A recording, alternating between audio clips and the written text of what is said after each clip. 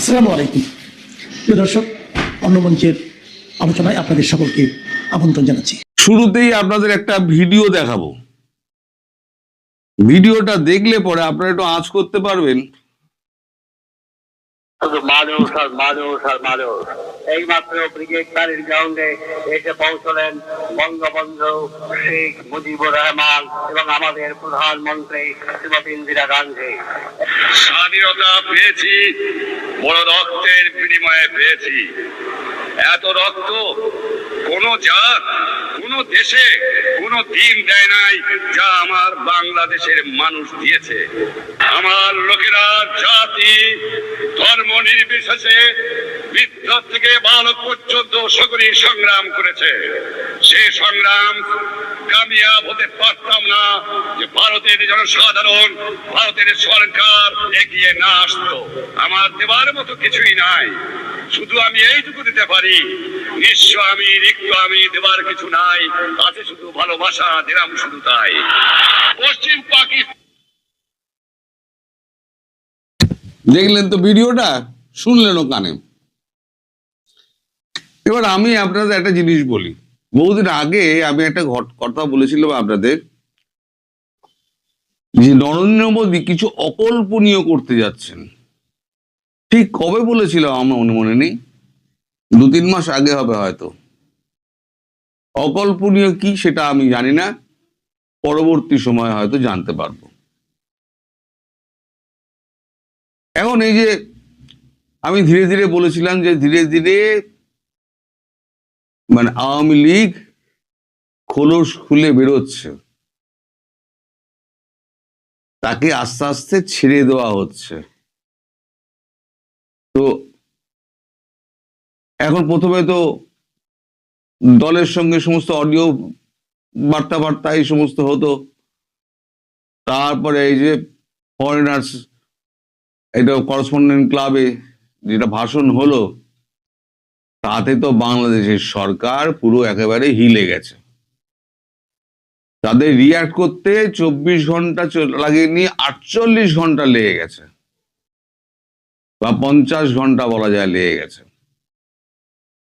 তাও খুব দুঃখ পেয়েছে এবং তাদের অন্তরের বেদনা তারা তুলে ধরেছে, কিন্তু সাহস করে ভারতবর্ষকে একটা চিঠি পাঠাতে পারেনি যে এই বক্তব্য বন্ধ করা হোক।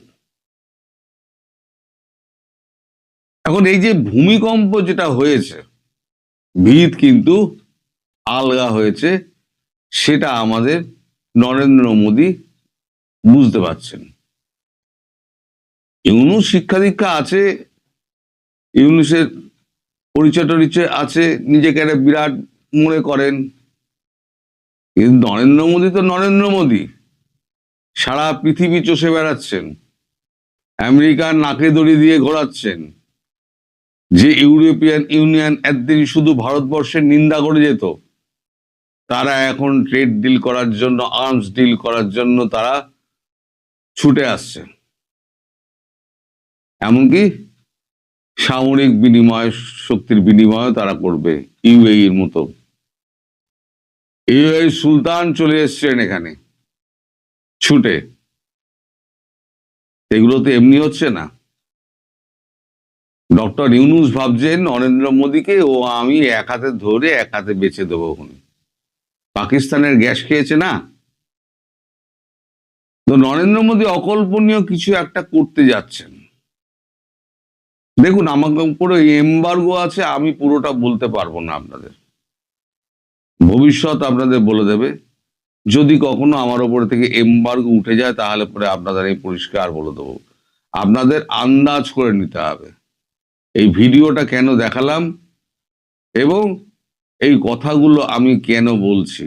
আপনারা ডট টু ডট মিলান, আপনারা বুঝে যাবেন আমি কি বলতে চাইছি এবং কি হতে যাচ্ছে। কাল রাতে আমাদের নয়াদিল্লিতে সাউথ ব্লকে 3 সেনাপ্রধান এবং আমাদের সিডিএস, তার সঙ্গে নরেন্দ্র মোদীর একটা বৈঠক হয়। এই বৈঠকে আর কি উপস্থিত ছিলেন? ছিলেন আমাদের এনএসএ অজিত দোভাল এবং বিদেশমন্ত্রী ডক্টর জয়শঙ্কর। রাজনাথ সিং কিন্তু ছিলেন না। অর্থাৎ মারপিটের গল্প এখানে কিছু নেই, শুধু কূটনীতির খেলা হবে। আর একজনকে ডেকে পাঠানো হয়, সেটা হচ্ছে ডিআরডিও, যারা আমাদের এই ডিফেন্সের সব কিছু দেখাশুনো করে। সে হচ্ছে ডিআরডিও। ডিআরডিওর অধিকর্তাকে ডেকে পাঠানো হয়। তার মানে এমন কিছু একটা হতে যাচ্ছে, সেটা হচ্ছে অকল্পনীয়, যেটা ইউনূস সরকার, বাংলাদেশের মানুষ, আওয়ামী লীগ কেউ ধরতে পারছে না। এটা আমি বলেছিলাম 3 মাস আগে, এখন মনে পড়ে 3 মাস আগে আমি বলেছিলাম অকল্পনীয় কিছু করতে চলেছেন নরেন্দ্র মোদী। সে অকল্পনীয় করার সময়টা হচ্ছে এখন, চলে এসেছেন। তবে নিশ্চিত থাকুন যে 12ই ফেব্রুয়ারি এই যে নির্বাচনের দিন ঘোষণা করেছেন না, 12ই ফেব্রুয়ারির আগে কিছু হবে না। এমনকি ভারত মায়ানমারকে অনুরোধ করেছে, রাখবে কিনা জানায় বোঝা যাচ্ছে না, যে 12ই ফেব্রুয়ারির আগে কিছু করো না। এরা দেখি নির্বাচনটা করুক, নির্বাচনটা করে এরা সফল হতে পারে কিনা দেখি। ওরা জানে নির্বাচন আর সফল হতে পারবে না, তার জন্যই এরা চাইছে অত্যাচার নিপীড়নের মাত্রাটা এমন পর্যায়ে পৌঁছে দাও যে ভারতবর্ষ সহ্য করতে না পেরে যেন অ্যাটাক করে বসে। তাহলে বলবে ভারতবর্ষ আমাদের অ্যাটাক করেছে, আমরা নির্বাচন করবো কি করে? আমাদের নিরীহ দেশ, আমাদের এই তো মাত্র 20 কোটি, 140 কোটি মানুষের দেশ যদি আমাদের উপরে আক্রমণ করে, তাহলে আমরা টিকবো কি করে? আমরা তো মারা যাচ্ছি, হায় হায় হায় হায় করে সর্বত্র দৌড়ে বেড়াবে, লোকের মন পাবে না, এর দরে ওর দরে ঘুরে বেড়াবে। সেই ব্যবস্থা ভারত করে রেখে দিয়েছে, যাতে কোথাও গিয়ে সফল না হতে পারেন। তো এই যে ভারতবর্ষ অ্যালাউ করছে নির্বাচনটা হোক, আর নির্বাচনটা হবে না তারা জানে বলে আওয়ামী লীগের ঘাড়ে আগে ভাগে দোষটা চাপিয়ে দিচ্ছে, যে যদি কিছু হয় তাহলে আওয়ামী লীগ করবে। তার মানে নিজেরা গন্ডগোলটা পাকাবে, পাকিয়ে আওয়ামী লীগের ঘাড়ে দেবে। ওই জন্য ভারতবর্ষ 12 তারিখের আগে কিছু করবে না, যা করবে 12 তারিখের পর করবে। আমি শুধু আপনাদের আউটলাইনটা বলে দিলাম, অকল্পনীয় কি হতে যাচ্ছে, তার সঙ্গে ওই ভিডিওর কি সম্পর্ক রয়েছে। আপনারা 2 এ 2 4 মেলান, আপনারাও বুদ্ধিমান মানুষ, আপনারা নিশ্চিতভাবে ধরে নিতে পারবেন। পাকিস্তানের গ্যাস খেয়ে বাংলাদেশ ক্রিকেটটার তো 12টা বাজিয়ে দিল। পাকিস্তান এরকমই, আমি ওই জন্য বলেছিলাম পাকিস্তান ঠিক খেলতে আসবে, আপনারা নিশ্চিন্তে থাকুন। পাকিস্তান কি করলো? একেবারে লেঙ্গি মেরে ফেলে দিল। আপনি ছবিটা ভাবুন, খেলা হচ্ছে, এই ক্রিজে পাকিস্তানের ব্যাটসম্যান, ওই ক্রিজে হচ্ছে বাংলাদেশের ব্যাটসম্যান, পেছনে উইকেট কিপার আইপিএল বা বিসিসিআই, ধরুন আম্পায়ার হচ্ছে বিসিসিআই, আর উইকেট কিপার হচ্ছে আইপিএল, এই আইসিসি। বাংলা পাকিস্তান বলে দিয়েছে যে 1 রান নিতে হবে, জিততে গেলে 1 রান নিতেই হবে, আমি তোমার সঙ্গে আছি, চলো একসঙ্গে 1 রান নেবো। তুই মেরেই বল ছুটবি। বল মেরেছে, মেরে ছুট লাগিয়েছে বাংলাদেশ। তারপরে দেখে পাকিস্তান তো ক্রিজ থেকেই বেরোয়নি, ততক্ষণে বিসিসিআই উইকেট উড়িয়ে দিয়েছে, আইসিসি আউট ঘোষণা করে দিয়েছে। এটা হলো গাছে মই তুলে দিয়ে মইটাকে কেড়ে নেওয়া। এখন আপনারা বিভিন্ন রকম ব্যাখ্যা ট্যাখ্যা দেবেন, বাংলাদেশ সরকারকে বলছে আপনারা বিভিন্ন রকম ব্যাখ্যা দেবেন।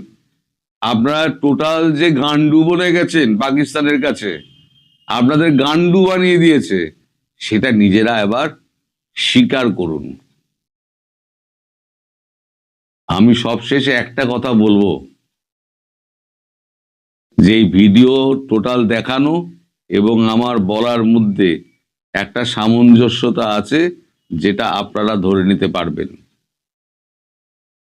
আমি একটা কথা যেটা বলবো সেটা হচ্ছে, অনুপস্থিত শেখ হাসিনা উপস্থিত শেখ হাসিনার থেকেও কিন্তু ভয়ঙ্কর। সেটা বাংলাদেশ সরকার, ইউনূস খুব ভালো মতো বুঝতে পারছে। আর নরেন্দ্র মোদী জানেন আসল নার্ভটা হচ্ছে ওইটা। সুতরাং ওই কাঁটা দিয়ে কাঁটাকে তোলো। একটা বুলেটও খরচা হবে না, কিচ্ছু খরচা হবে না। যে অকল্পনীয় যে পরিকল্পনা হচ্ছে, সেই অকল্পনীয় পরিকল্পনা যেদিনকে বাস্তবায়িত হবে, সেদিনকে দেখবেন এইসব ঝেঁটিয়ে লোকজন রাস্তায় বেরিয়ে পড়বে এবং এদেরকে ঝেঁটিয়ে বঙ্গোপসাগরে, কাল যেটা বলেছিলাম, বঙ্গোপসাগরে সব ফেলে দেবে। এখন শুধু সময়ের অপেক্ষা, কোন দিন কোন সময় সেটা হয়। 12 তারিখের আগে নিশ্চিতভাবে হবে না। তবে এক অডিও বার্তায় যদি এদের ভূমিকম্প হয়ে যায়, তাহলে পরে যে গল্প আমি বলতে চাচ্ছিলাম, সেই গল্প যদি আমি বলি, যদি এমবার্গো না থাকতো, তাহলে আমি যদি বলতাম, তাহলে পরে আমার এই ভিডিওর পরই সরকার পতন হয়ে যেত। আমি বলছি দায়িত্ব নিয়ে, আমি এই ভিডিও করার পর যদি বলতাম আমি ওই কথাটা, তাহলে পরে এই সরকার কালকে পতন হয়ে যেত। কিন্তু এই এমবার্গোটার জন্য আমি বলতে পারছি না। আপনারা বুদ্ধিমান মানুষ, আপনারা নিশ্চয়ই ধরে পেরেছেন। আপনারা না দিতে পারলেন 2-4 জনের সঙ্গে কথা বলবেন। এই ভিডিওটা প্রথম দেখানো আর আমার এই বক্তব্য আর অকল্পনীয় কিছু করা এবং কাঁটা দিয়ে কাঁটা তোলার যে যোগটা আছে, সেই যোগটা কি হতে পারে আপনারা সবাই ভাবুন, ভেবে মন্তব্য করে আমায় জানাবেন। তাদের গোয়েন্দা তথ্য হচ্ছে না, ইউনূস 12 তারিখে নির্বাচন করতে পারবেন, আর যদিও বা পারেন 12 তারিখের নির্বাচনের আগে পরে বাংলাদেশ ব্যাপক বিশৃঙ্খলার মধ্যে পড়বে।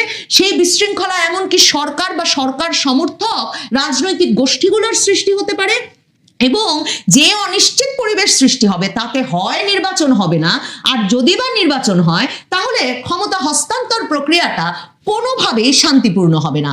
এসব খবরে এই রকম একটা বার্তা তার পাশাপাশি ভারত সরকার ইউনূস সরকারকে দিয়েছে, যে জনপরিসরে, রাজনৈতিক পরিসরে শেখ হাসিনাকে, আওয়ামী লীগকে তারা সক্রিয় রাখতে চায়। শুক্রবার 23শে জানুয়ারি দিল্লিতে ফরেন করেসপন্ডেন্স ক্লাবের আয়োজনে এক মত বিনিময় সভায় শেখ হাসিনা অডিও বার্তার মাধ্যমে সংযুক্ত হওয়ার পর ইউনূস সরকারের, বিশেষ করে প্রধান উপদেষ্টা মোহাম্মদ ইউনূসের ঘুম একেবারে হারাম হয়ে গেছে। ইউনূস ভারতকে প্রায় কবজা করে ফেলেছিলেন, ভেবেছিলেন ডিসেম্বরের শেষে, যখন খালেদা জিয়ার মৃত্যুর পর ভারতের পররাষ্ট্রমন্ত্রী এস জয়শঙ্কর সে বিষয়ে প্রধানমন্ত্রী মোদীর শোক বার্তা খালেদা জিয়া পুত্র তারেক রহমানের কাছে পৌঁছে দিতে কয়েক ঘন্টার সফরে বাংলাদেশ আসার ঘোষণা দেন। তখন সংসদ ভবনে এস জয়শঙ্কর যে কক্ষে বসেছিলেন তারেক রহমানের সঙ্গে সাক্ষাতের জন্য এবং খালেদা জিয়ার শেষকৃত্যে অংশগ্রহণের জন্য, সেখানে 2 দফায়, একবার পররাষ্ট্র উপদেষ্টা তৌহিদ হোসেনকে পাঠিয়েছেন ইউনূস, আরেক দফায় আসিফ নজরুল আর নিরাপত্তা উপদেষ্টা খলিলুর রহমানকে পাঠিয়েছেন ইউনূস, শুধু এস জয়শঙ্করকে এই বার্তাটুকু দিতে যে ডক্টর ইউনূস রেডি আছেন, প্রধান উপদেষ্টা ইউনূস প্রস্তুত, যে কোনো সময় তিনি দেখা করতে রাজি ভারতের পররাষ্ট্রমন্ত্রীর সঙ্গে। কিন্তু ভারত সরকারের যেটা অবস্থান, ভারতের পররাষ্ট্রমন্ত্রীর যেই অবস্থান, তারা কিছুতেই এই অন্তর্বর্তীকালীন সরকার বা ইউনূস সরকারের সঙ্গে দেখা করে নাই। কারণ তার আগের সপ্তাহে তো বাংলাদেশে ভারত বিরোধী আন্দোলন তুঙ্গে উঠেছে। সরকারের কাছে এখন পর্যন্ত কোনো চূড়ান্ত সিদ্ধান্ত বা তথ্য নাই যে হাদির হত্যাকারীরা সত্যি ভারতে কিনা, কিন্তু বাংলাদেশে ভারতের হাইকমিশন গুড়িয়ে দেওয়া থেকে শুরু করে চট্টগ্রামের হাইকমিশনে হামলা সহ নানা ঘটনার ব্যবস্থা করা হয়েছে। আর ডক্টর ইউনূসের ছাত্রনেতা হাসনাত আব্দুল্লাহ বলে দিয়েছেন যে তারা এই 7 সিস্টার্সের বিচ্ছিন্নতাবাদীদের বাংলাদেশে আশ্রয় প্রশ্রয় দিয়ে 7 সিস্টার্সকে ভারত থেকে আলাদা করে ছাড়বেন। এই পরিস্থিতিতে জয়শঙ্কর ইউনূসের ওই দেখা সাক্ষাতের আহ্বানে একেবারেই সাড়া দেন নাই। এই রাগে এখনো যখন ফুঁসছেন ডক্টর মোহাম্মদ ইউনূস যে তার দেশে পাড়া দিলেন, তিনি কিনা সরকার প্রধান, তিনি সালাম পাঠালেন তিনজন মন্ত্রী মর্যাদার লোকের মাধ্যমে, কিন্তু জয়শঙ্কর কিনা তাকে একটা সালাম দেওয়ার প্রয়োজনীয়তা বোধ করলেন না।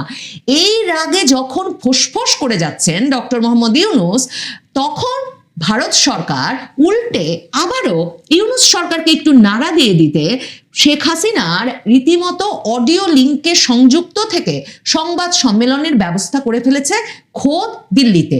শেখ হাসিনা প্রথমবারের মতো 23শে জানুয়ারি ওই অনুষ্ঠানটির মাধ্যমে একটা সংবাদ সম্মেলনে আনুষ্ঠানিকভাবে হাজির হলেন। তার ভক্ত সমর্থক নেতা কর্মীরা ব্যাপকভাবে অপেক্ষা করছিলেন যে হয়তো শেখ হাসিনা ভিডিও বার্তায় যোগ দেবেন বা ভিডিও লিঙ্কের মাধ্যমে সংযুক্ত হবেন, কিন্তু শেষ পর্যন্ত নিরাপত্তার কড়াকড়িতে সেটা সম্ভব হয় নাই।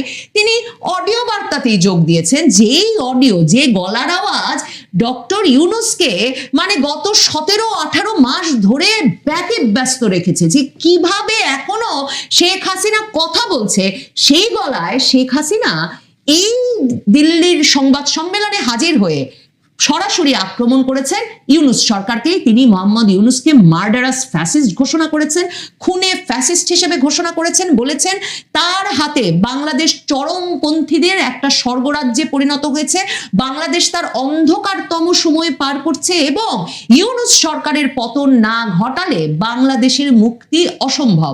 এবং শেখ হাসিনা যে সরাসরি ইউনূস সরকারকে বাংলাদেশের ব্যাপক আইন শৃঙ্খলা পরিস্থিতির অবনতি, নারী, সংখ্যালঘু সম্প্রদায় সহ বাংলাদেশের সকল মানুষের মধ্যে যে নিরাপত্তাহীনতার বোধ শুরু হয়েছে, যে ভয়াবহ অনিশ্চয়তা দেখা দিয়েছে, তার পেছনে যে একমাত্র এবং সবচেয়ে বড় ক্রীড়নকের ভূমিকা পালন করছেন এই শান্তিতে নোবেল পাওয়া ইউনূস, সে কথাটা এত পরিষ্কার করে শেখ হাসিনা ওই বক্তৃতায় বলেছেন যে ইউনূসকে খেপিয়ে তুলে সারা পৃথিবীর সংবাদ মাধ্যমে সেটাই শিরোনাম হয়েছে যে শেখ হাসিনা সরাসরি বাংলাদেশের এই পরিস্থিতির জন্য এবং বাংলাদেশে চরমপন্থার ব্যাপক বিকাশ এই ঘটনার জন্য এবং বাংলাদেশে সংখ্যালঘু সম্প্রদায় সহ মানুষের ব্যাপক নিরাপত্তাহীনতার জন্য একটা উন্নয়নের দিকে হাঁটতে থাকা দেশকে অনেক বছর পিছিয়ে দিয়ে একটা বদ্ধভূমিতে, একটা রক্তাক্ত ভূমিতে, একটা জেলখানায় পরিণত করার জন্য শেখ হাসিনা ইউনূসকে দায়ী করেছেন।